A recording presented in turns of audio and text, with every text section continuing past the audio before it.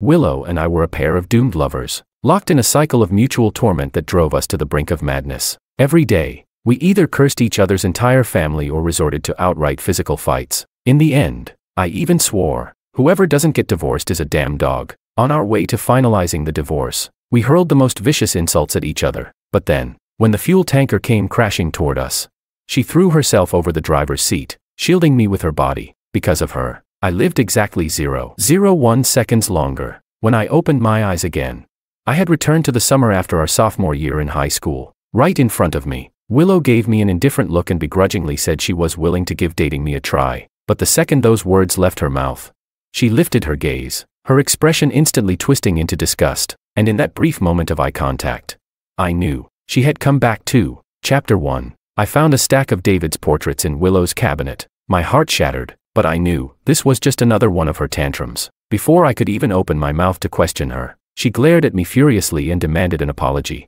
Her face flushed red as she shouted, "Forget about me thinking of him for a second. Do you seriously think you did nothing wrong by rummaging through my stuff?"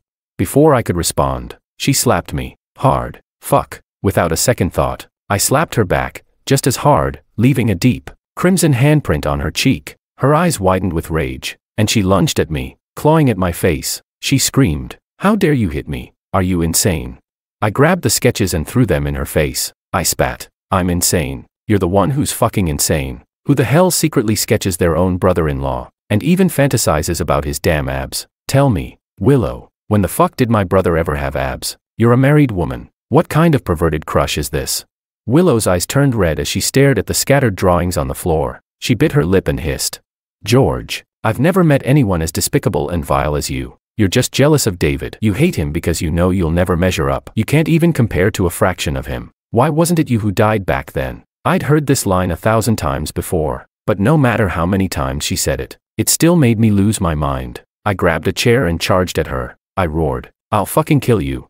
That day, we beat each other to the point that we ended up at the police station. A cop looked me over and asked, "Domestic violence?" I let out a cold laugh. "This is mutual combat. Got it? Don't start crying domestic violence just because you lost. Try not to be so shamelessly biased." I looked disheveled, with scratches all over my face. But Willow, she was a mess. Her hair tangled and blood dripping from her forehead. This round was my victory. The moment we walked out of the station, we pointed at each other's faces. This marriage is over. Whoever doesn't go through with the divorce is a damn dog. Chapter 2. Who would have thought that we'd die on our way to finalizing our divorce? Just a second before the fuel tanker crashed into us, she was yelling at me, calling me a sick pervert for rummaging through her things. I shot back, calling her a delusional creep with a perverse obsession. Willow, fuming, retorted, "The only one I've ever liked is David. From the beginning to the end, it's always been David. If you didn't look exactly like him, do you really think I would have ever agreed to be with you? George, take a good look at yourself. What part of you could ever compare to David?" The thing I hated most in this lifetime was being constantly compared to my younger brother, David. Even though he was dead, I still had to live in his shadow. Why? We were in the middle of screaming at each other when a deafening screech filled the air. The fuel tanker had lost control and was barreling toward us. My mind went blank. I had no time to react, no time to turn the wheel. Willow's face went pale, and in the next second, she lunged forward, throwing herself over me, shielding my body with half of hers. I stared at her in shock. This woman, the one who had been entangled with me for the past 10 years. We were never good together. We fought, we bickered, and we never stopped. So why didn't we separate? People had asked her that before. People had asked me too. She never answered. I just kept my head down and smoked. Neither of us could say why. Just like that year, the year she suddenly stopped me in the hallway, looking lost and pitiful, asking if my offer still stood. She was willing to give it a try. How strange. Just a few days before, she had rejected my confession outright, saying she wasn't interested in dating, only in focusing on her studies. And yet, a few days later, she had suddenly changed her mind. It took me years to find out the truth. She had liked David, but David had turned her down. Heartbroken, she had turned around, and saw me, saw my face, identical to David's, and without thinking, she walked toward me. She used me as a substitute. She looked at me and remembered him. 10 years. She deserved to die. She should have died. Who asked her to save me?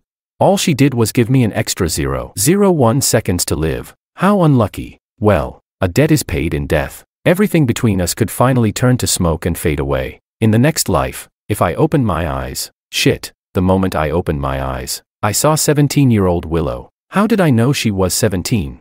Because the moment she lifted her eyes, those icy almond-shaped eyes of hers glanced at me, and that look reminded me of the way she had looked at me when I first confessed. Disgusted, she had given me the same look back then and sneered, calling me so painfully dull. She had asked me what era I thought we were living in, who still used roses to confess. She said she liked swallowtails, because they symbolized freedom, untethered and unbound. Wasn't that beautiful?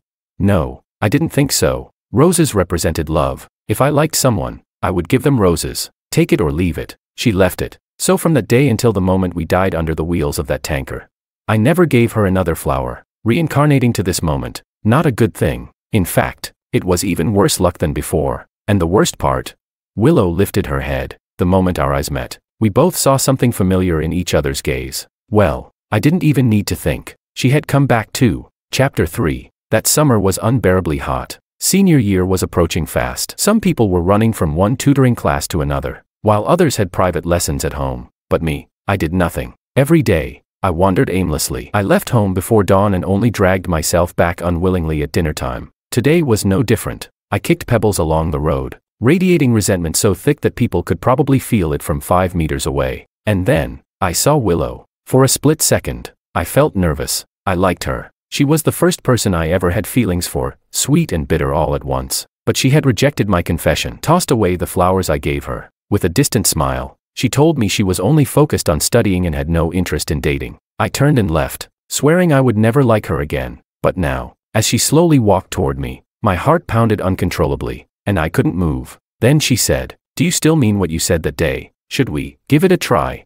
I barely thought before nodding frantically. That moment of utterly shameless, spineless submission, it would become the greatest humiliation of my life. Now that I had another chance, I didn't hesitate. I let out a cold laugh and silently flipped her off. Willow stomped her foot in anger and stormed away. 10 minutes later, we met again, this time at my front door. Alicia stood there, gripping the doorframe, her face full of suspicion and wariness as she stared at Willow. "Who are you looking for?" Alicia asked. Willow's face turned red. She looked flustered, uneasy, even a little nervous. "Ma'am, I'm looking for David. Could you let me see him? I have something to say to him." Alicia frowned. "Why are you looking for David? Who are you?" Her hostility was tangible now, her eyes sharp and threatening. Willow seemed startled but still tried to speak. I clicked my tongue impatiently. "What the hell is wrong with you?" I scowled. "Didn't I already tell you I'm not interested? Why are you showing up at my house? Do you think going to my brother will help you? Don't you know he's the one I despise the most? Come with me." Under Alicia's suspicious gaze,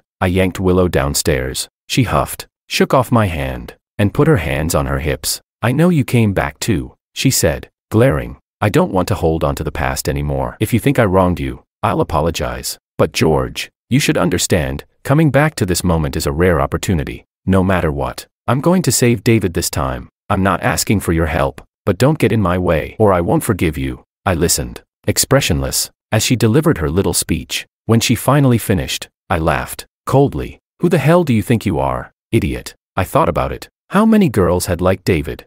He was exceptional, kind, brilliant, the perfect student. At school, he was always ranked first, a top candidate for the country's best universities, a prodigy destined to be a national exam champion. He excelled in every competition, math, physics, calligraphy, music, he did it all flawlessly. And yet, he never acted superior. He was polite to everyone, always carrying a gentle, polite smile. At home, he was our parents' pride, the family's shining hope, praised by everyone. He was obedient and filial, never once disobeyed an elder, no matter how unreasonable the request. He would always nod and comply. But that same David, the star of our family, on the day he received his national exam results, on the day our parents threw a grand banquet to celebrate him, on the day everyone envied him, he climbed to the rooftop and jumped. No one knew why he killed himself, not even me. But as the years passed, as memories played back over and over, I began to see the cracks beneath the perfect surface. Chapter 4. After parting ways with Willow on bad terms, I strolled back home at an unhurried pace. The moment I stepped through the door, I saw Alicia holding a glass of milk for David. Her expression was warm as she gently stroked his back. "In a little while, I'll take you to Mr. Byes. He says you're improving quickly, but you mustn't get complacent. You have to keep working hard. By the way, do you really not know that girl from earlier? Hand me your phone. I'll check." "David, this is a crucial time. You must not be like George, hanging around with those no-good girls. George is already a lost cause. You're all I have left. You have to make me proud. Now, drink your milk while it's still warm." Alicia had already noticed my presence, but she didn't care. She didn't even try to hide the disdain in her eyes as she rolled them at me. I thought to myself, since I was already labeled as the lost cause of the family, I might as well live up to the name. I took a few steps forward and snatched the glass from David's hands, smashing it onto the floor with a loud crash. "George, what the hell are you doing?" Alicia screamed hysterically. I raised an eyebrow and said lazily, "If I can't have the milk, then David doesn't get to have it either." Had I ever had milk when I was little? I couldn't remember. All I knew was that ever since I became aware of things, nothing good in this house had ever been meant for me. Whenever I tried to reach for something, nutritious meals, carefully prepared dishes, Alicia's hand would come down on mine with a sharp slap. "What do you think you're doing? That's for David. Feeding you is a waste. I'd rather feed it to a dog. At least a dog can guard the house. What can you do?" At first, I cried and threw tantrums, demanding what was mine. But all I ever got in return was a beating. Alicia never held back when she hit me. She would raise her hand high, and when it came down, smack, the sound would echo in the room. My head snapped to the side from the impact, my face stinging, my mind buzzing. "George, have you lost your damn mind?" she shrieked. "You think you deserve to drink milk, with those grades of yours? Trying to compare yourself to David? Look at yourself. What part of you even comes close? Get out. You're not welcome in this house." She grabbed the ruler from the table, ready to beat me with it. But this time, I didn't just stand there and take it. I turned and ran. As I sprinted, I knocked over chairs, tables, flower vases, whatever I could get my hands on. The house filled with the sound of shattering glass and crashing furniture. Alicia screamed, chasing after me. But no matter how chaotic it got, no matter how loud, no matter how violent, David sat there, perfectly still. He didn't try to stop me. He didn't try to stop her. He just sat there, watching. And then, he calmly picked up the book on the table and started reading. It wasn't until I snatched his phone that he finally reacted. For the first time, he looked up at me. For a brief moment, I saw confusion flicker in his cold gaze, before it froze over again. Frozen. As he watched me dash into his room and slam the door shut, the first thing I did was try to lock it. But the lock was broken. It didn't even have that function. So I had no choice but to press my back against the door, using my body to hold it shut. Outside, Alicia was kicking the door, screaming profanities. I grinned, twisted and exhilarated, as I unlocked the phone. Then, at the top of my lungs, I yelled, "Hello, police. My mom is trying to kill me. You need to come save me." Chapter 5. Alicia was taken away. She resisted the whole time, even scratched a police officer's neck, and swore she'd kill me. As a result, she was given 24 hours of detention. The officer looked at me with a mix of sympathy and concern. He asked if I needed help contacting other family members. He gently told me that their hands were tied, that if I insisted on having Alicia detained, things would only get worse for me when she got out. I nodded repeatedly, thanked him for his concern, but I insisted. She had to be detained, at the very least, I said. "I'll get one good night's sleep." The officer's gaze softened with pity. Then he pointed at David. "Is he your older brother or younger?" he asked. "Is he okay compared to me?" David, who sat motionless, staring into space, seemed more worrying. I let out a bitter laugh, tapped my temple, and said loudly enough for David to hear. "Him? His brain's broken. He's an idiot." David froze, his jaw tightening. Out of humanitarian concern, the officers called our father, the father who was always away, working non-stop, the father who only came home for holidays or when David achieved something great. He apologized to the police politely, promised to return soon, and assured them he'd handle his wife. But I knew, at the very least, he wouldn't be coming back for the next 2 days. After the police left, I yawned. David stood there, staring at me with an unreadable expression. I stretched, then casually strolled into David's bedroom and sprawled onto his bed without hesitation. 5 minutes later, footsteps approached. I opened my eyes to see David standing at the bedside, his face cold. "This is my room," he said, frowning. "Oh," I replied, "please leave, and if I don't, this is my room." That's all he could say. Wasn't this the same guy whose essays always got published as model examples? I smirked. "What, you treating this bed like your wife or something?" David clenched his jaw even tighter. His gaze darkened. I continued lazily. "If not, then let me borrow it for the night. This is the first time I've slept on a bed this soft, under a blanket this plush. Now get lost, and don't forget to close the door on your way out." I shut my eyes, ignoring him. After a long while, he finally turned and left. And yeah, he really did close the door for me, though not very gently.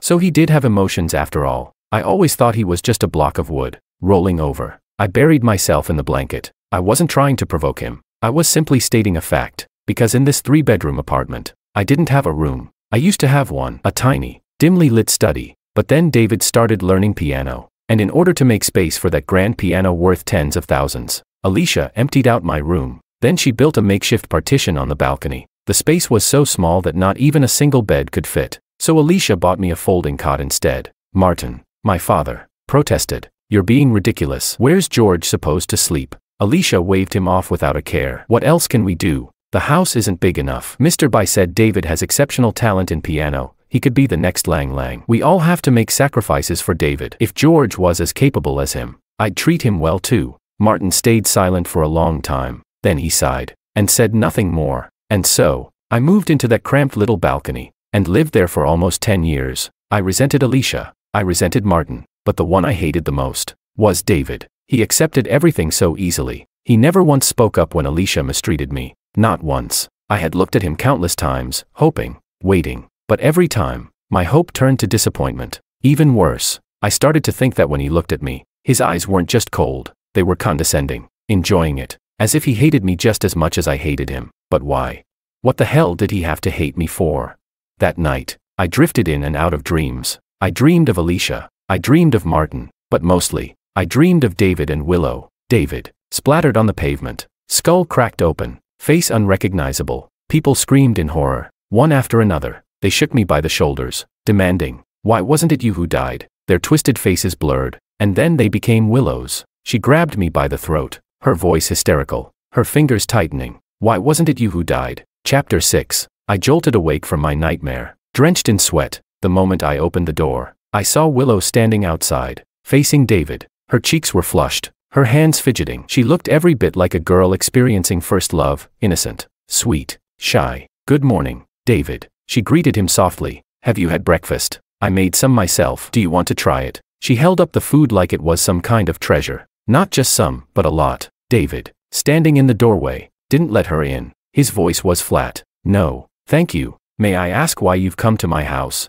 Willow's smile stiffened. Her gaze wavered, then landed on me. I am here to see George," she stammered. She followed me in silence, looking pitiful the whole way. She didn't even react when I took her breakfast from her hands. A sandwich, porridge, and finally, she handed me a beef bun. "From South Street, your favorite," she said. I stopped walking. South Street's beef buns, thin-skinned, packed with juicy, slightly spicy filling. It was my absolute favorite breakfast back in high school, best paired with a freshly ground soy milk. But Willow never liked them. Every time I stopped by that shop, I would also go next door and buy her a croissant with coffee. Yet every time, she'd sneer. "Why do you always buy these nasty stuffed things? Who knows what kind of meat they use? So low class. I don't even like them. Don't buy them for me next time." Even when I told her, "I like them, I eat them. You don't have to." She never listened. She always acted as if I was buying them for her. Now, I finally understood. It wasn't that she forgot my preferences. It wasn't that she thought everything I bought was for her.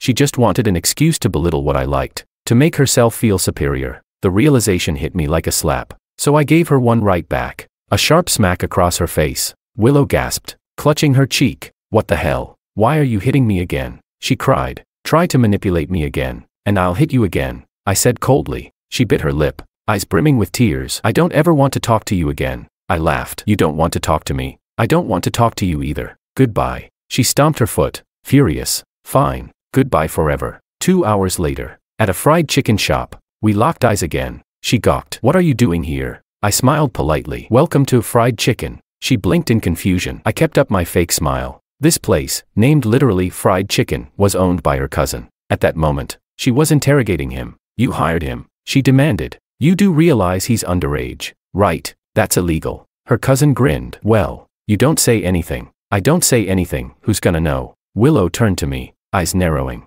"Why are you working here? Did you pick this place because you thought my cousin would be easy to fool? Why do you even need a job?" I smirked and enunciated clearly. "None of your damn business." That afternoon, I worked the counter while Willow sulked in the corner, puffed up like an angry little pufferfish. At some point, I glanced over, only to find her head tilted back, mouth slightly open, fast asleep. Her cousin clapped me on the shoulder. "George, does my cousin like you? Are you too involved?" I silently wiped down the table. "She likes my brother," I said. Cousin frowned. "What? My identical twin brother?" I clarified. He stared. "Holy shit. Substitute romance. She's a total scumbag. If you say so." No, wait here. I have to beat some sense into her. Good news number 1, Willow got chased out of the store by her cousin, ducking and dodging a broom. Good news number 2, I officially passed my probation period and landed the job. $10 an hour, double pay on holidays, paid monthly. When I left the shop, Willow was still sulking against the wall. She stood when she saw me. Got something to say? Spit it out, I muttered. She huffed. Can you not talk like that? If not, I'm leaving. She scowled. What did you say to my cousin? Why did he hit me? I rolled my eyes, refusing to engage, but she grabbed my sleeve. George. She hesitated. Did you always live on the balcony? I froze. Why? Your family has 3 bedrooms. Why did you live on the balcony? Is that why you bought such a huge house later, and had a custom 3-meter wide bed made? But then why, when you couldn't sleep, would you always go to the study? And why? Why? She wasn't done. I yanked my sleeve away, irritation flaring. We have nothing to do with each other anymore. Not now, not ever. Stay the hell out of my business. What did it have to do with her?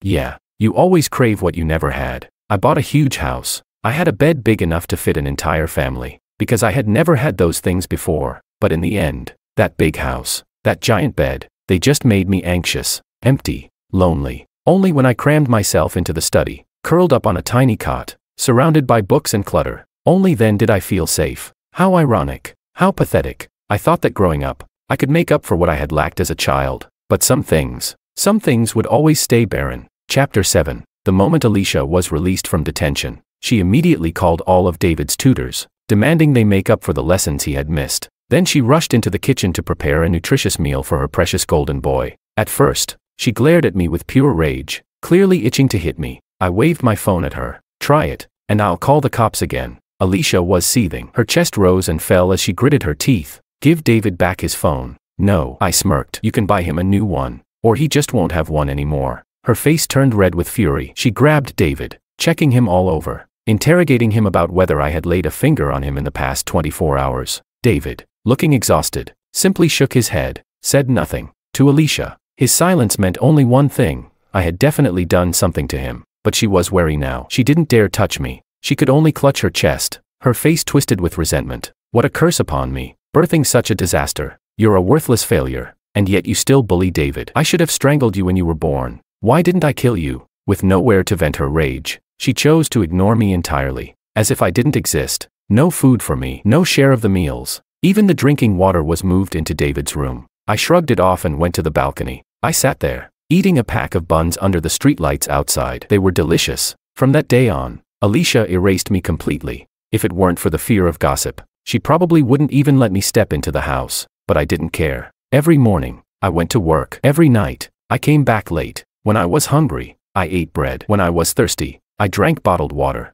The only annoying thing was that Willow just wouldn't go away. It rained that night. At first, it was just humid, but then the wind picked up, bringing a sharp chill. I stepped out of the store, tucking my chin into my collar, wondering which route to take home. A black umbrella appeared in front of me. Take it, Willow said. I acted like I didn't see it and moved to the side. She huffed, annoyed, being stubborn again. You always do this, always pretending to be tough. What are you gonna do? Run home in the rain like an idiot? Go on then. Keep acting cool. You were always like this, so damn frustrating, so stubborn, like a stupid mule. I snapped. I turned and glared at her. What the hell do you want? She gripped the umbrella tightly. Her voice softened. I want to ask you something. Why did David jump? George, do you not care at all? He's your brother, your twin, the person closest to you by blood, and he jumped. He died. Don't you want to change that? Don't you want to save him? You should be by his side, protecting him, taking care of him, not wasting time working some job. Her words dripped with righteous conviction, like some saint radiating divine light.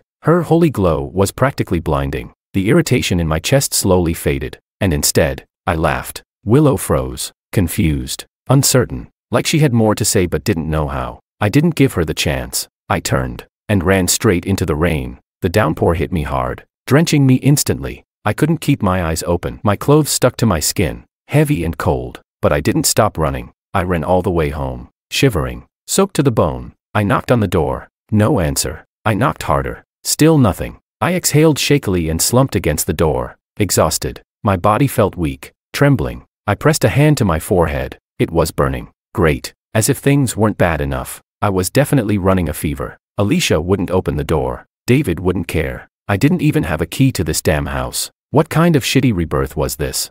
I leaned back against the door and drifted into a feverish haze. I didn't know how long I was out before. The door suddenly opened. A sliver of hallway light cut through the darkness. I looked up. David stood there, wearing a tank top, staring down at me with a blank expression. I shoved past him and stumbled inside, dripping water onto the floor. A laugh slipped out of me. Wow, you actually opened the door for me. I thought you'd be happy if I just died out there. David said nothing. He just closed the door and quietly grabbed a mop, wiping up the puddles I left behind. Alicia's cold indifference was different. David wasn't cold. David was empty. Like I wasn't even there. Like he didn't see me, didn't want to see me. Then why? Why the hell did he ask me for help back then? I asked. David, have you ever, just once, wanted to stand up for me? You've always been the favorite. You've had everything, but you never said a word for me. Are you proud of yourself? Watching me get beaten, neglected, mistreated, while you lived like a goddamn prince. Did that make you happy? Do you hate me that much? David still didn't speak, but his hand stopped moving. I waited. 1 second, 2 seconds, 1 minute, 2 minutes. The light in my eyes dimmed. I shifted my foot, about to turn away. David suddenly shot up to his feet. The mop clattered to the floor. His arms trembled violently. His voice strained and low. Through gritted teeth, he growled. Yes, I hate you. I fucking hate you. George, you're a worthless failure. When do your memories start? 6 years old, 8, 10. Mine started at 2, when you were stacking blocks and playing with toys. I had already memorized the entire 3-character classic. Mom was thrilled. She called Dad, made me recite it over the phone. She told him to come back immediately. She wanted to take me for an IQ test. 120. That was my score. Above average, but nothing extraordinary. But Mom refused to accept that. She was convinced she had given birth to a genius, and geniuses need special treatment, special education. She dreamed of a brilliant future. I told her I wanted candy once. She said no. Geniuses don't eat candy. But Dad secretly bought me 2 pieces anyway. I ate the lychee-flavored one, the orange one. I saved it for you. That was the last piece of candy I ever had. George, how could you live so carefree? I begged you to stop playing outside, to stay with me, to study with me, to keep me company. But you couldn't sit still. You couldn't focus, because you're useless. You were a failure, so Mom hit you, yelled at you, abandoned you. But I was a genius. If I ever stopped being a genius, if I ever became a failure like you, she would have killed me. Chapter 8. A flash of lightning split the night sky, illuminating David's face. His eyes were bloodshot, filled with fear, despair, and helplessness. Then, a deafening clap of thunder followed. I shuddered involuntarily, the bone-chilling cold creeping from my fingertips through my entire body. I asked, "What the hell are you talking about? Who would kill you, Alicia?" David clenched his fists so tightly that his knuckles turned white. You don't understand. You don't understand anything. Have you ever lived in a room that couldn't be locked? Where, at any moment, someone could silently appear behind you. She couldn't understand the books I read, but she would suddenly speak, telling me I was sitting too close to the pages, telling me my posture was wrong, telling me I couldn't let my mind wander. I couldn't relax for even a second. Those eyes were always there, always watching. Have you ever woken up to find someone standing at your bedside, opening your eyes to see someone just watching you, wiping your sweat, tucking you in, gripping your hand, or sometimes just staring, not saying a word? She would whisper, "You are my everything. You're all I have. You have to work hard. You can't fall behind. You must be the best. My child should be the best. Only if you are the best, your father will come home. He won't abandon us. Otherwise, what will we do? If that happens, I can only take you with me, to die." Saying these words seemed to drain the last of David's strength. He leaned against the sofa for a long while before slowly standing again. His voice had returned to its usual flat calm. "Mom took sleeping pills. She won't wake up tonight. You came in on your own. This has nothing to do with me." His steps were unsteady as he walked away, back to his room, moving like a ghost. I exhaled, all the tension leaving my body. I collapsed into a chair. There were so many questions I no longer wanted to ask, including the ones about the words carved under the bed. David's suicide had always been a mystery. He never left a note, not a single word. Alicia nearly tore the house apart, desperate to find a reason, a why, until someone lifted the bed frame, and the entire room fell into a stunned silence. Etched into the wooden slats beneath the bed, in jagged, desperate strokes, were words that choked the breath out of everyone in that room. "Help me, help me, help me. George, help me." Why did David need saving? Why was my name there? Alicia had grabbed me by the throat, her voice raw and frenzied. "What did you do to David? Did you cause this? George, why the hell didn't you die instead? Why wasn't it you?" I didn't know. Why? Was David asking me to save him? Or was it because of me that he needed saving? By then, Alicia's hatred no longer affected me, but I had been thrown into uncertainty. David, What were you trying to tell me? That night, I had taken over his room. After he shut the door, I crawled under his bed. It was spotless, not a single speck of dust, even cleaner than the floor outside. I turned on my phone flashlight and aimed it at the wooden slats above me. The words sprawled across half the space, cramped, uneven, desperate. My fingers trembled as I reached out, brushing over my name. David, were you asking me to save you? Chapter 9. Alicia glared at me. How did you get in here? I sipped my porridge leisurely. Locking me out last night was the first and last time. Otherwise. Alicia let out a cold laugh. Otherwise? Otherwise what? This is my house. You come in when I let you in. If I don't, George, what the hell are you doing? She shrieked, hesitating between stepping forward and staying back. I grabbed David and pressed his head down, scissors hovering just above his scalp. He didn't move. Aside from a quiet grunt of pain at the first tug, he didn't make a sound. Alicia's entire body trembled, torn between fury and panic. Let go of David. What do you think you're doing? I raised an eyebrow. Don't move. Otherwise, I won't know if I'm cutting his hair or his neck. Alicia gasped sharply. George. Snip, snip, snip. Chunks of David's hair fell to the floor. Alicia let out a cry, like I was slicing into her flesh. Her reaction delighted me. With no regard for style or symmetry, I wielded the scissors ruthlessly. Hair rained down in uneven clumps, scattering messily across the ground. Alicia's sobs and shouts rang in my ears. David sat there, silent and still, his head bowed, as if none of this had anything to do with him. Finally, I tossed the scissors aside. Alicia lunged at me, shrieking, shoving me backward. She cradled David's face in her trembling hands, her expression devastated, like someone had just defiled her most precious treasure. Then, with another scream, she grabbed a stool and swung it at me. I bolted, but just as I reached the door, something heavy slammed into my back. Pain shot through my body. I sucked in a sharp breath, but I didn't stop. I sprinted down the stairs, and crashed right into Willow. Her eyes widened with concern. What happened? You're so pale. Are you hurt? What was that noise upstairs? Were you fighting with your mom? Get lost. I snapped through gritted teeth. She grabbed my arm. Why are you always like this? George, can't you just talk to me like a normal person? You're like a damn rock in a latrine, stubborn and foul. No matter what, she's still your mother. I took a deep breath, yanked my arm free, and growled.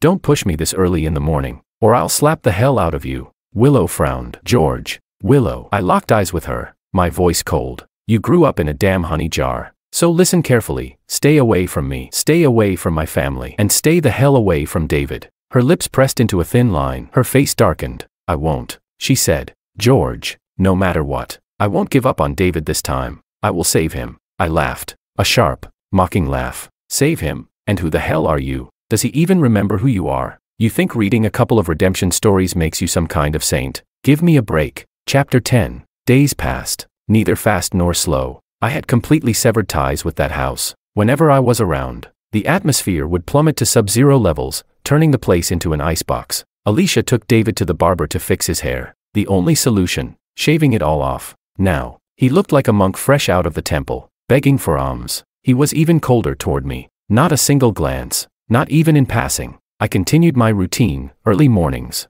late nights, keeping myself busy. The only nuisance.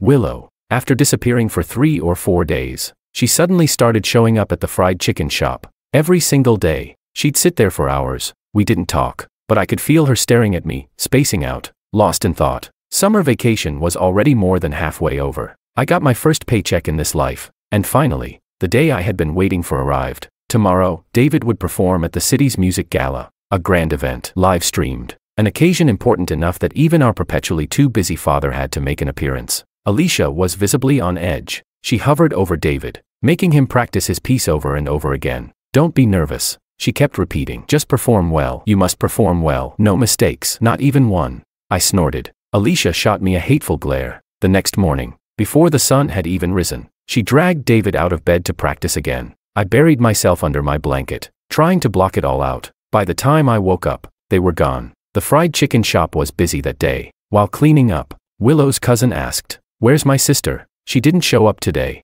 I shrugged. No idea. She's classy, probably off enriching her soul somewhere. He frowned. The hell does that mean? I just smiled and didn't bother explaining. That night, when I got home, Alicia was practically dancing with joy. David is my pride and joy, she kept saying. Clearly, the performance had been flawless, but Martin, our father, was nowhere to be seen. I raised an eyebrow. Where's my dear old dad? Ignoring home 3 times in one day. Alicia's smile froze. Her entire body stiffened. You wouldn't understand, she muttered. Your father is busy. Where do you think all the food and drinks you consume come from? Do you think making money is easy? I laughed. Oh, and here I thought he was busy entertaining his mistress. Alicia flinched. Then she narrowed her eyes. What nonsense are you spouting? I shrugged. Fine, call it nonsense. Then, her expression darkened. She stepped in front of me. Do you know something? I smirked, watching her patience unravel. Just as she was about to snap, I said, Butterfly Hotel. I saw him walk in with a woman in his arms. Alicia's face twisted, as if she had been struck by lightning. Her features contorted into something grotesque, monstrous. She grabbed her purse and stormed out without another word. Between Alicia and Martin, I hated Martin more. As a child, I respected him. Unlike Alicia, he wasn't openly biased. He often scolded her, saying, both of them are my sons. How can you treat them so differently? So I told him everything. I told him about my beatings, my neglect, and then I said, if you and Mom ever get divorced, I want to live with you. Martin had ruffled my hair. His eyes filled with something like guilt, something like relief. But that night, when he and Alicia got into an argument, he had thrown my words right in her face. Even George wants us to divorce. He doesn't want to stay with you. Look at what a terrible mother you are. Then he grabbed his suitcase and left. Alicia had turned to me, eyes dark and dangerous. She had dragged me by the hair into the kitchen, made me kneel there all night. I had cried, calling Martin over and over, begging him to come back, telling him I was scared. He had cursed Alicia out over the phone, comforting me with empty words, but he never came back. Never. That was his concern. Alicia had made it clear, she didn't love me. She didn't care about me. Martin had always claimed to care, but in the end, he did absolutely nothing. And then he told me, I do care about you. I just can't do anything about it. Chapter 11. David slowly got up, ready to return to his room. I spoke. Wash your face, change your clothes, and come with me. His steps paused, but he didn't move further. I frowned.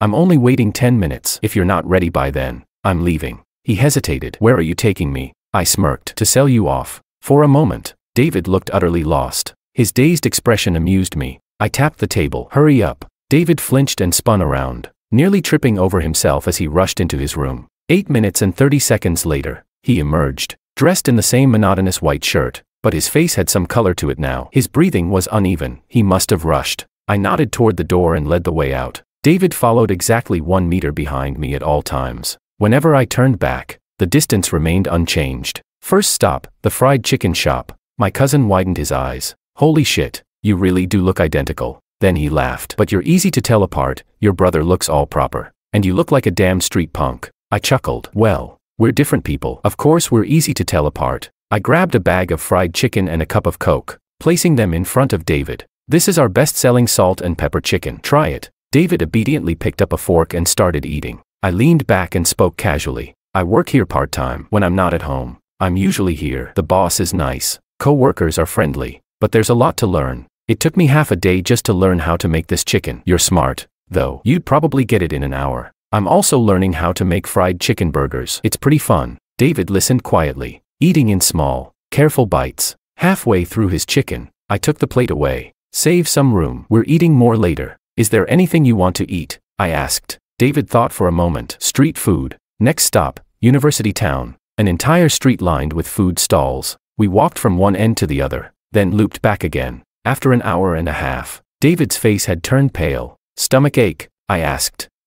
He nodded. All right. No more food. Let's go to the next place. Bus ride, 20 minutes. David looked confused when we arrived. I didn't explain. I led him into a small, old apartment building. 2nd floor, 3rd room on the left. I unlocked the door and stepped inside. It's small, just a bed, a sink, and a bathroom. I bought the desk and chair myself. Not much choice. This was the cheapest rental near school. I used Willow's cousin's ID to rent it. He paid for a year up front, and I pay him back monthly. I placed the key in David's hand. This door can be locked from the inside. There's only one key. If someone knocks, you can choose to open it, or not. Do you want to stay here for the night? David gripped the key so tightly that his knuckles turned white. I didn't wait for his answer. I turned and left. Outside, I sat on the steps for a long time. Finally, I heard the click of the lock turning. The corner of my lips curled up slightly. Then I stood and walked away. Meanwhile, Alicia was losing her mind. Alicia had never been easy to deal with. She was obsessive, controlling.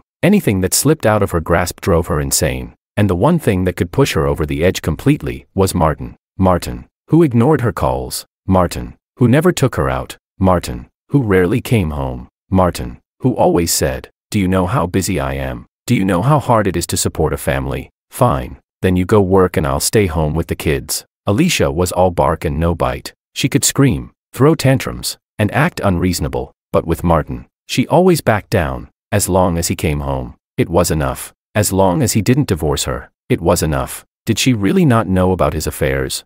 Impossible. She just pretended not to see, until I ripped her illusion apart. She stormed into the hotel and attacked the mistress. Martin, furious, kicked her out. What he didn't expect was that someone had already reported the hotel for illegal activities. Not only did the police arrive, but so did reporters. Everything was caught on camera. Hospital for some, police station for others. A wonderful night. The next morning, when I stood in front of David again, his expression shifted from confusion to shock, then realization, then pure dread. "George, what are you doing?" he asked. In the window's reflection, my head gleamed under the light. I had shaved it. A perfectly smooth, bald head, just like his. The crisp white shirt I wore, taken from his closet, with my expression as cold and indifferent as his. We were completely identical. No one would be able to tell us apart. I looked at him seriously. "Let's play a game. Starting today, you're George, and I'm David. You run, and I settle the scores." Chapter 12. Martin refused to admit he had cheated. He insisted the woman was just a subordinate, that they had been discussing work. It was Alicia who was paranoid. "If you don't even have the basic trust in me, then let's just get a divorce," Martin said. The moment she heard that, Alicia deflated. She swallowed her anger, forced herself to accept his explanation, and pretended it never happened. In the living room, Martin was already impatient. "All right, I've brought you home. There's still work to do at the factory. I need to go." Alicia frowned. "You're not staying for dinner?" "Martin, do you even care about this family? I run around all day keeping things in order. And you barely set foot in this house before you're already leaving." Martin cut her off as he stood. "Can you just stop? Do you know how much money I lost because of your tantrum today? If I don't go back now, what do you expect me to do? Let the client walk away? Stop making money? Should we just starve?" Alicia fell silent. She looked like she was choking on her own words, unable to swallow them but unable to spit them out either. Martin shot her a look of pure disdain, then turned to me, his expression immediately softening. "David, focus on your studies and listen to your mother. If you need anything, just ask, I'll get it for you." Then he asked, "By the way, where's George? I haven't seen him all evening." "Alicia, did you scold him again? You really need to stop. Both kids are yours. How can you be so biased?" The moment his name was mentioned, Alicia nearly fainted from rage. I spoke slowly. "George is gone. I sent him away." The room fell into dead silence. Martin turned to me, his brows furrowing. "David, what do you mean by that? What do you mean you sent George away?" Alicia, on the other hand, seemed reinvigorated. "Did George bully you again? That little bastard. Our family is cursed." I remained calm. "George was affecting my studies. I couldn't concentrate, so I told him not to come back until after the college entrance exams." "But," Martin started, his face full of disapproval. "David, no matter what, George is still your brother. He may be troublesome, but that's Northwest reason to drive him away." "That's not right," Alicia immediately countered. "What are you talking about? Do you even know what George has become? Look at David's hair. That was George. He shaved his own brother. He even called the cops on me. Kicking him out was the right thing to do. I've wanted him gone for years."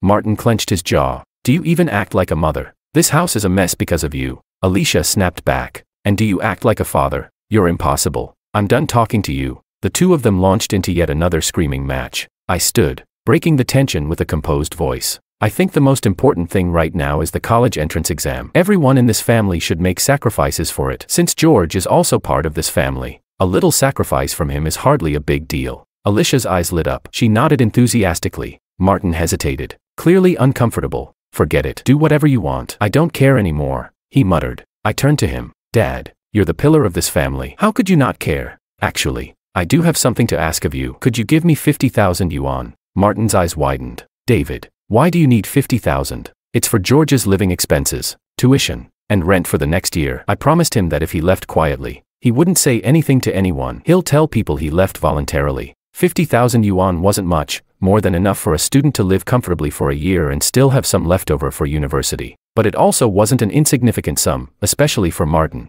He had no problem casually spending that amount on expensive gifts for others. But giving it to this family, that was another story. "We're all family. Why should we talk about money? George is being ridiculous." Martin scoffed. Alicia agreed. "Why should we give him anything? He thinks he can just demand money. Who does he think he is? I let them vent. Then, in a light voice, I said, when I become the national top scorer in the college entrance exams, I'm sure there will be plenty of media interviews. I really hope there won't be any unpleasant rumors circulating by then. Silence. For a long moment, neither of them spoke. Chapter 13. Martin handed over the 50,000 yuan with a face full of reluctance, while Alicia looked like she had just had a piece of her flesh bitten off. When I brought the money to David, he was sitting in the fried chicken shop, wearing a ridiculous blonde wig while eating fried chicken. Willow stood beside him, learning how to fry it herself. She'd glance at him after every step, waiting for his approval, and when David finally gave a slight nod, Willow's lips curled into a satisfied smile. I watched them for a long time. Then, without hesitation, I turned and walked away. Willow caught up with me at the bus stop. George. She was panting, slightly out of breath. I knew from the first moment that wasn't you. David's suicide, it was because of your parents, wasn't it? And this is your plan, taking his place. George, what exactly are you trying to do? I turned toward her, gently smoothing her slightly messy hair, just like I had done in my past life. Willow froze. Her eyes swirled with an emotion I couldn't decipher. George, don't do anything reckless, she whispered. I sighed. You're afraid I'll kill myself? Do I look like the type to do that? Willow shook her head. No. If you ever decide to die, you take someone down with you. Not bad. She knew me pretty well. I chuckled. So, stay out of my business. If you really want to do something, just keep helping David, like you did today, filling in the gaps, fixing what he misses. Willow, you're not the heroine of some redemption novel. The only person who can save David is himself. Back home, Alicia had already prepared dinner. The same repetitive menu: braised beef, scrambled eggs,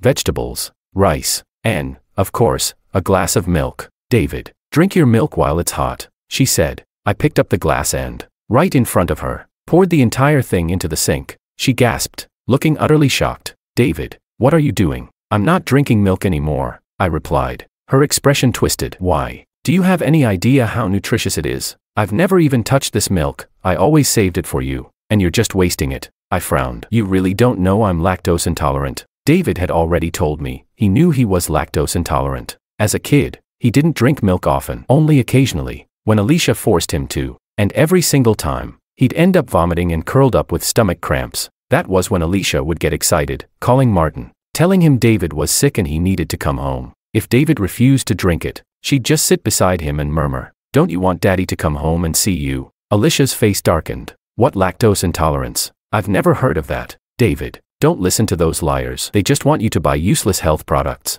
Mom knows what's best for you. You've been drinking it for years and nothing's happened. Do you think I would ever hurt you? I stepped back, looking at her with pure disappointment. All I ever asked was that you support me properly while I study. Just a simple, reasonable diet. And you can't even do that. Forget it. I'll ask Dad to hire a housekeeper. Alicia's face twisted in disbelief. I work so hard, for who? And now you want to replace me with a housekeeper? David, do you even have a heart? I tilted my head slightly. But you did do a bad job, and I can't even say that. Mom, when you make a mistake, you should admit it. Only then can you improve. Alicia snapped. She hurled her glass to the ground. Then, as her rage boiled over, she raised her hand to slap me, but I tripped her before she could. She stumbled, barely catching herself. I looked down at her, completely indifferent. Mom, you look just like a madwoman right now. 3 a.m. The alarm woke me up. I grabbed a knife from the kitchen and stepped into Alicia's bedroom. Her face was still flushed with anger from earlier. After she stormed off, she had locked herself inside, refusing to come out. She hadn't even eaten dinner. I stood beside her bed, twirling the knife between my fingers. When the blade lightly tapped the wooden nightstand, the dull sound echoed through the silent night. Alicia stirred. Her eyes fluttered open, and locked onto me. For a second, she froze. Then, panic. And then, pure, horrified screaming. I shushed her. Mom, relax. It's just me. Her voice trembled. David, what are you doing? What are you holding that knife for? She clutched her blanket, scooting back until she was pressed against the wall. Her voice cracked. You wouldn't. I sighed and sat down on the edge of the bed. Mom, is this the knife you always use when you cook for me? I weighed it in my hand, letting the dim light reflect off the blade. It's pretty heavy. Must be tiring to use every day. Even if your cooking isn't great, I can't deny you put in effort. I smiled. Mom, as long as you don't interfere with my studies and my future, you'll always be my beloved mother. Go to sleep. I'll watch over you. Alicia looked like she was about to break. She swallowed her fear and somehow managed to send me back to my room.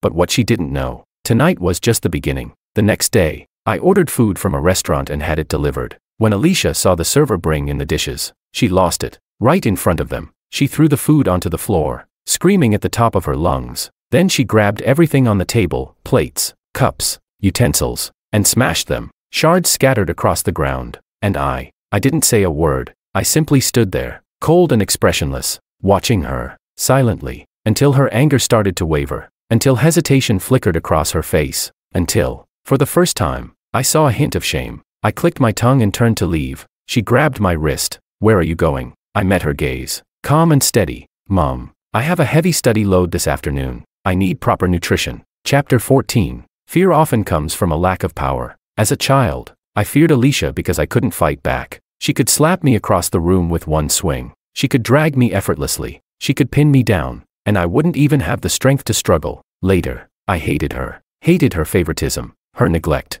her cruelty, but I no longer feared her. Now, I could dodge her slaps. If I couldn't dodge, I could run, and if I grabbed her arm, she wouldn't be able to break free. I told my music teacher. My brother grew up eating leftovers and scraps, but he's stronger than me. He barely gets sick. Meanwhile, I was raised on the best food, yet I get out of breath just walking a few steps. I was a gentle, meticulous person. She immediately asked if I was feeling unwell. Concern etched into her face. I gave her a bitter smile and continued.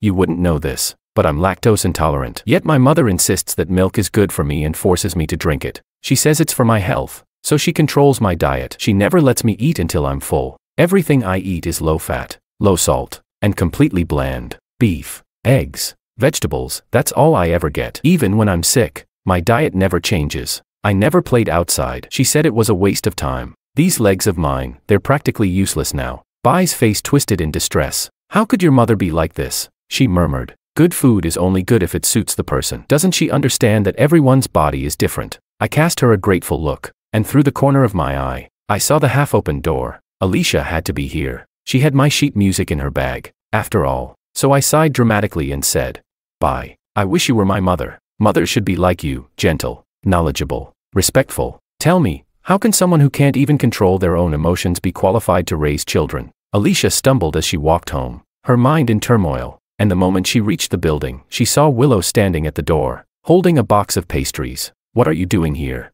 Alicia snapped. "George doesn't live here anymore. Stop coming around." Willow pouted, looking a little embarrassed. "Ma'am, actually, I like David. I made these pastries myself. I wanted to give them to him." Alicia froze. For a moment, her gaze flickered between disappointment and satisfaction. Then she turned to me. "David, what's this about? Is it true? Do you have any idea what time it is? You're preparing for college entrance exams. How could you be doing something like this? You've really let me down." I let out a casual "oh," brushed past her, and opened the door. Then I took the pastries from Willow's hands. "Thanks," I said. Alicia snatched them from me and smashed them onto the ground. "Dating, at your age. Asterisk, your father and I work so hard to send you to school, and you're out chasing girls. David, you've truly disappointed me." Her voice dripped with venom, spitting out disappointed like a curse. I raised an eyebrow. "She likes me. She's the one throwing herself at me, not the other way around." Alicia scoffed. "Oh, please, why you? Why not someone else?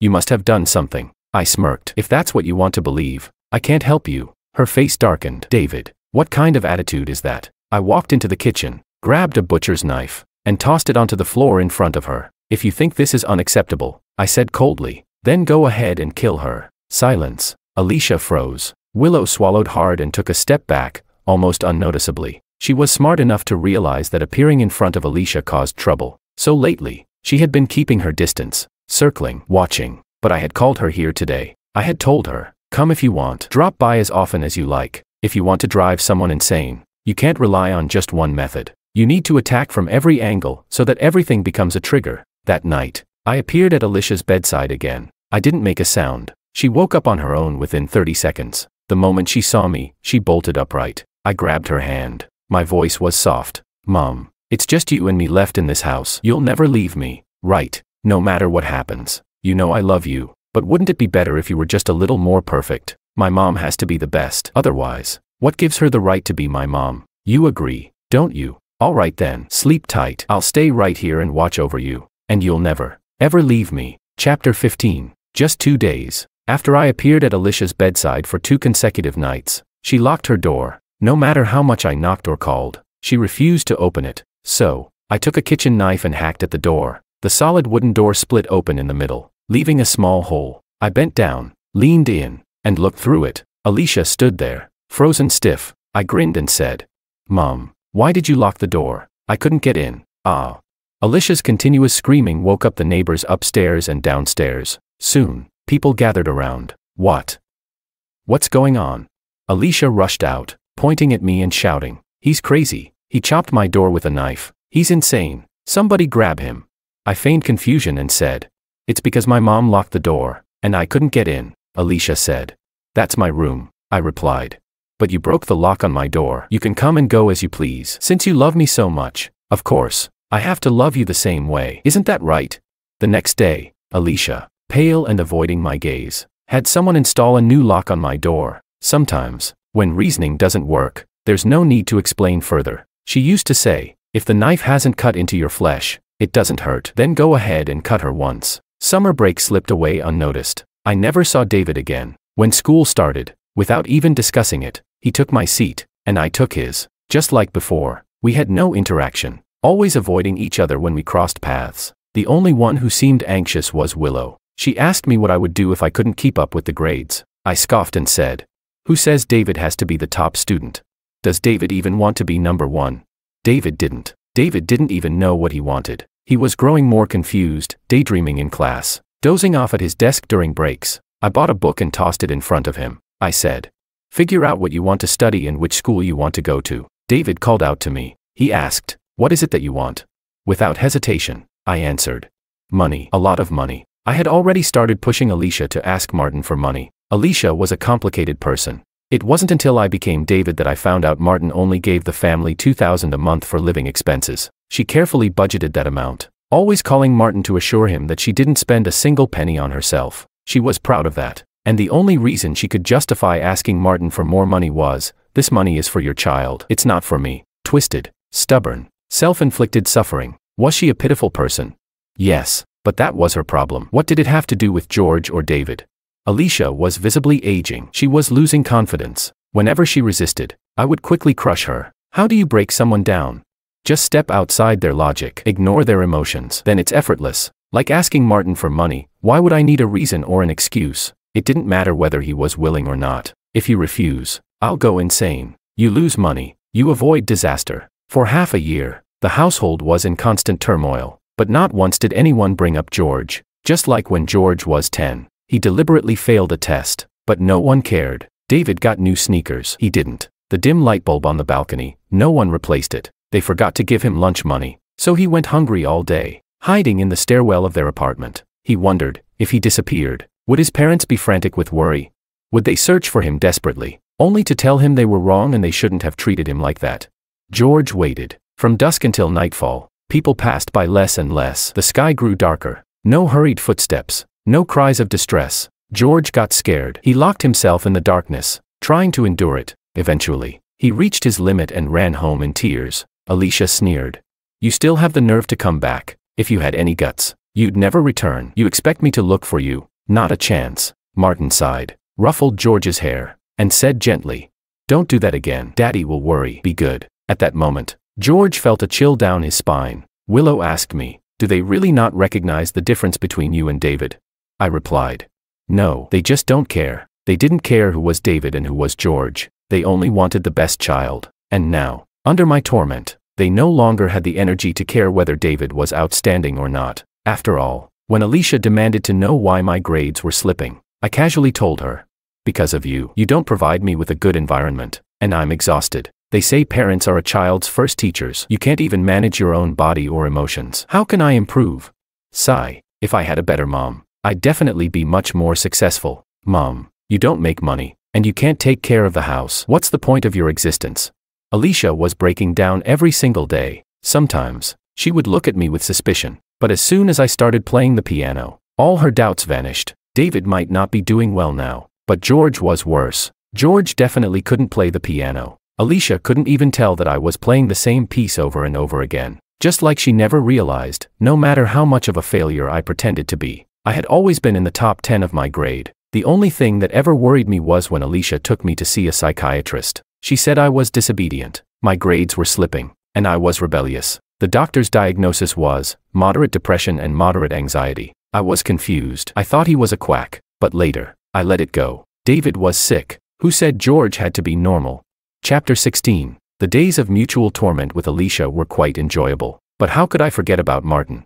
I still had those photos from my visit to his factory, several snapshots of the sewage outlets, and, of course, the evidence of his ambiguous relationship with his married accountant. Important photos had to be sent to the right people. For business matters, I sent them to his competitors. For personal matters, I sent them to her husband. It wasn't long before Martin found himself in deep trouble. An enraged man with nothing to lose can be dangerous. The accountant's husband held a knife to Martin's throat, though he didn't cut him. It scared Martin enough, and Martin couldn't even fight back. If he did, he'd lose both face and dignity. Then came the investigations from various regulatory departments. They imposed a deadline for compliance. Martin didn't take it seriously. He thought a few dinner invitations and some bribery would smooth things over. 3 months later, his factory was shut down. With no way out, Martin slunk back home in disgrace. And at that moment, it truly became a battle between the two of them. Less than a week later, Alicia, who had been so happy before, could no longer tolerate Martin. He stayed up late and woke up even later. If he wasn't out playing cards and drinking with his friends,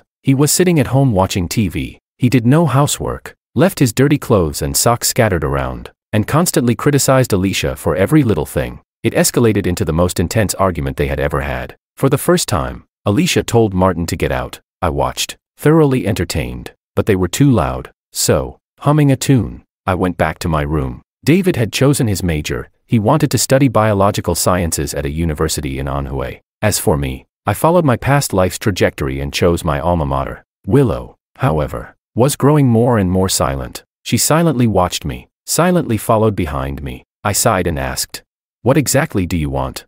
She pressed her lips together and asked, "George, do you like me?" I countered, "Does it matter?" She said, "It doesn't." Taking a deep breath, I replied, "Willow, if you came back just to figure out who I like or who you like, isn't that too cliché? Weren't you always chasing something more sophisticated?" Time pressed forward, grinding us along with it, forcing us to sprint ahead. Alicia and Martin had started divorce proceedings. Countless times, she sought comfort from me, only to be coldly turned away. She broke down crying, and I just watched her, like I was observing some hysterical lunatic. Over time, Alicia seemed to develop a fear of me. I was growing stronger while she aged by the day. How could she not be afraid? But she could rest assured, I would always treat her exactly as she had treated me. Finally, the college entrance exams arrived as scheduled. David had already packed his bags and bought his ticket for that very night. He was eager to leave, desperate to go somewhere new. I looked at him calmly and said in a low voice, "George must exist somewhere in this world. He must live a full life until the end of his days." David hurriedly lowered his head. He stepped forward and grasped my hand. He said, "Brother, I can't stand you, but what can I do? You're also the one I care about the most." That night, Willow stopped me. She said, "You want to provoke your parents, don't you? Use me. I'm offering myself for free." I scoffed, "Idiot." As I turned to leave, her voice lowered. She said, "George, we shouldn't have ended up like this. All these years, I kept wondering if I truly liked you. I didn't know, but I did know that I didn't want to leave you. That day, when you said you were only with me out of competitiveness, that you only wanted to surpass David and never actually liked me, I was hurt. So I lashed out, 'George, I love you.'" I rubbed my temples, a mix of emotions swirling inside me. I wouldn't say I was sad, but I did feel stifled. She was talking about the day I discovered David's portrait. She had dismissed it as nothing more than a youthful fantasy, telling me David was just someone from the past and that I shouldn't take it too seriously. But how could I endure knowing that years of emotions had been nothing but a lie? So, I had sneered at her and said, "Well, aren't we a perfect match then? You used me as a stand-in for David, and I used you to surpass David. Perfect. Neither of us owes the other anything." Willow's eyes widened. She asked, "What did you just say?" I repeated, "I said I never liked you. I just wanted to win against David for once." Back then, her eyes reddened, her voice trembled, but she still let out a scornful laugh and said, "Well, at least now I don't have to feel guilty anymore. George, you really are nothing compared to David. I regret ever using you as a substitute." The cruel words still echoed in my ears. But now, everything had changed. In the end, I said nothing more. I simply walked into the shadows. Chapter 17, Extra, David. David jolted awake from yet another nightmare, sitting up abruptly, clutching his chest, gasping for air. It had been 8 years since he left, and he still couldn't sleep peacefully. He was trying his best to live, making friends, seeing the world, conducting experiments, doing research. Everything seemed to be getting better, but only David knew, on some quiet nights, he still had the urge to climb onto the windowsill and jump, but he couldn't, because now, he was George, and George had to live a full life until the end of his days. David had hated George ever since they were children.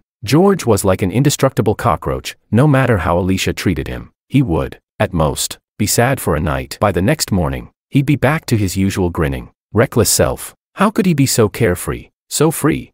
He did whatever he wanted, went wherever he pleased, but David couldn't. His life was filled with endless tutoring classes, endless exercises. He had to work tirelessly to be Alicia's perfect child. George had a pair of healthy legs. He could run to any corner of the world, but David's wings had been clipped, his limbs broken. He had nowhere to go, and that drove David to despair countless times. He had wished, so many times, that his brother would see him, save him. David never imagined that love itself could be what destroys a person. Perhaps, in the end, he really wasn't as strong as George. David thought, this is it. This is my life. This is all it will ever be. But then, George gave him a choice. The choice to become George. David admitted it. He was tempted. This was his 8th year as George. One day, a friend sent him a message in surprise. Hey, look at this. Doesn't this guy look just like you? I was stunned. Are you sure you don't have a long-lost twin brother? David stared at the attached photo, greedily zooming in, over and over again. It was a man with a sharp,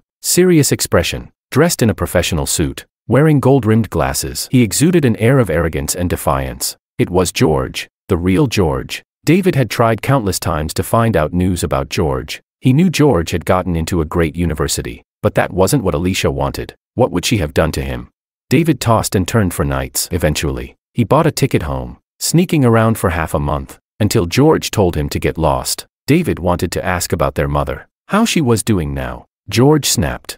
That's none of your damn business. She's barely enough for me to mess with. If it were you, that useless piece of trash, you'd let her walk all over you. David thought, yeah, he really was useless. Why did the struggles that nearly broke him never seem to affect George at all? David had always known that George was brilliant. He had to fight tooth and nail just to stay at the top of their class. George could break into the top 10 with ease. He had to practice over and over to memorize a music piece. George could play it after hearing it once. David had been terrified. If their family had to have a failure, he wanted it to be George. But now, it seemed, he had been the failure all along. And maybe, that wasn't so bad. David suddenly missed George terribly. He pulled out his phone, dialing the number he had memorized by heart. The call was answered almost immediately. A voice on the other end asked, "Who is this?" David gripped his phone tightly, his entire hand trembling. He couldn't say a word, his breathing just grew heavier. After a long silence, George spoke. "I'm busy. If you're not afraid anymore, then come back." David felt his eyes sting. He hummed in response, his voice light, almost joyful. He was willing. He wanted to go home.